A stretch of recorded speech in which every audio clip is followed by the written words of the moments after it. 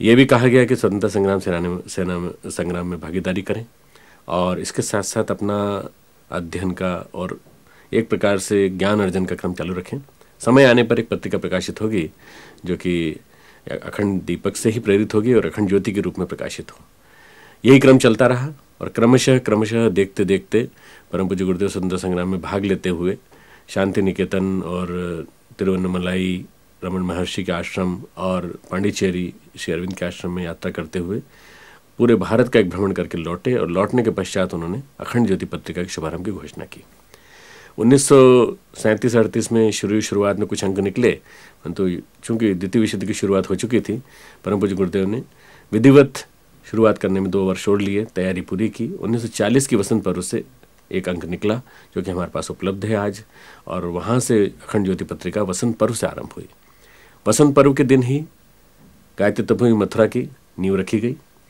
वसंत पर्व के दिन ही परम पूज्य गुरुदेव के द्वारा अपने अनुष्ठानों का समापन किया गया। वसंत पर्व के दिन ही 108 कुंडी यज्ञ, नरमेध यज्ञ, 1008 कुंडी यज्ञ के माध्यम से संगठन की शुरुआत की गई, जिसका नाम आज युग निर्माण योजना गायत्री परिवार है। अखिल विश्व में फैला हुआ गायत्री परिवार इसी वसंत पर्व से आरंभ हुआ। इसी दिन शतसूत्री युग निर्माण योजना के शुभारंभ की घोषणा की गई और इसी दिन परम पूज्य गुरुदेव के माध्यम से घोषणा की गई कि हम हिमालय के लिए अज्ञातवास पर जा रहे हैं और लौट करके ऋषि परंपराओं का बीजारोपण करेंगे। 1971 में परम पूज्य गुरुदेव ने गायत्री जयंती के तुरंत बाद यहाँ आने का संकल्प लिया, शांति कुंज हरिद्वार, और उसके बाद से अगर आप देखते हैं तो सारे के सारे निर्माणों के संकल्प, ब्रह्मवर्चस्व संस्थान हो, चाहे वो क्षेत्र के हमारे शक्तिपीठ हों, चाहे वो हमारे नारी जागरण सत्र हों, और चाहे वो हमारे संकल्प साधना सत्र हों और विभिन्न रूपों में प्राण प्रत्यावर्तन सत्र, सारे की घोषणा हमारे वसंत पर्व से की गई। और उसके पश्चात वसंत पर्व पर ही सूक्ष्मीकरण में जाने की घोषणा की गई।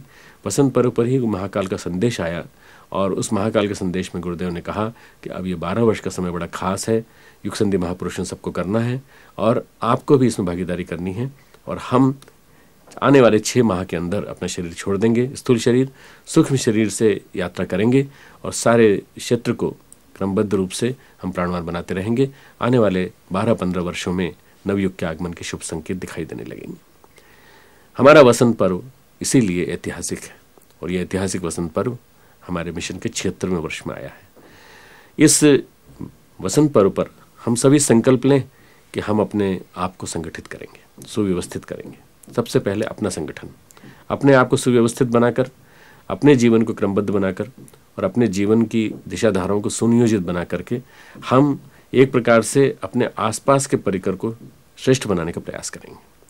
शुरुआत आत्मनिर्माण से, फिर अपने आसपास के परिकर में, फिर परिवार में, फिर परिवार से समाज में। वसंत पर्व के दिन हम अपने आप को व्यवस्थित बनाने का प्रयास करें। इसके लिए हम अपने आप को देखें, आत्म पर्यवेक्षण करें। हमारे जीवन में कोई कमियां तो नहीं है, कोई दुर्गुण तो नहीं है, किसी प्रकार के ऐसी चीज़ें तो घर नहीं कर गई जो हमें परेशान करती रहती हैं। इसके लिए डायरी लेखन करें और डायरी के माध्यम से डायरी को अपने गुरु मानते हुए प्रयास करें जानने का कि क्या हम इन कमियों को दूर कर सकते हैं। 2 वर्ष के अंदर, 1 वर्ष के अंदर हम देख पाएंगे कि वास्तव में हमने अपनी कई कमियां दूर कर ली। इसलिए पहला संगठन अपने आप का, अपनी बिखरी हुई विभूतियों का, समय का संयम, अर्थ का संयम, विचार का संयम, इंद्रिय का संयम, ये हमारे जीवन का अंग बन जाए और सुबह से शाम तक हर क्षण हमारे जीवन में कहीं अकर्मण्यता, कहीं आलस्य, कहीं प्रमाद तो नहीं घर कर रहा, इसकी निगाह हमारी बनी रहे। दूसरा, हमारे मिशन का संगठन। हम सारे के सारे मिशन को व्यवस्थित रूप में एक प्रकार से क्रमबद्ध बनाना चाहते हैं। परम पूज्य गुरुदेव ने होमात्मक, जपात्मक यज्ञों की श्रृंखला चलाई, 2 आयोजन। तीसरा आयोजन ज्ञान यज्ञ। ये ज्ञान यज्ञ के माध्यम से हमारा मिशन जन जन तक पहुंचा, विराट संख्या तक लोगों तक पहुंचा। चौथा, रचनात्मक के माध्यम से जन जन तक अब हमारी 7 क्रांतियाँ पहुँच रही हैं। बहुत खुशी की बात है कि इन्हीं 7 आंदोलनों की महापूर्णाहुति के समय जो शुरुआत की गई थी, उन्हीं विधाओं पर महापूर्णाहुति वर्ष के इस संकल्प के बाद कि हम इनको सारे देश में आरंभ करेंगे, हमारे विश्वविद्यालय का शुभारंभ होने जा रहा है। विश्वविद्यालय विधिवत उत्तरांचल सरकार द्वारा अधिकृत कर दिया गया और अब उसको 22 जनवरी के दिन उसको विमोचन कर दिया गया है और सारे के सारे गजट में उसका ज्ञापन कर दिया गया है। अब ये देव संस्कृति विश्वविद्यालय जुलाई 2002 से आरंभ हो जाएगा। ये अपने आप में इस वसंत की बहुत बड़ी खुशखबरी है और इस देव संस्कृत विश्वविद्यालय के साथ हर व्यक्ति भागीदारी करे, हर व्यक्ति जो मिलकर चले, तो हमारा ये आज का वसंत पर्व का संदेश सार्थक होगा।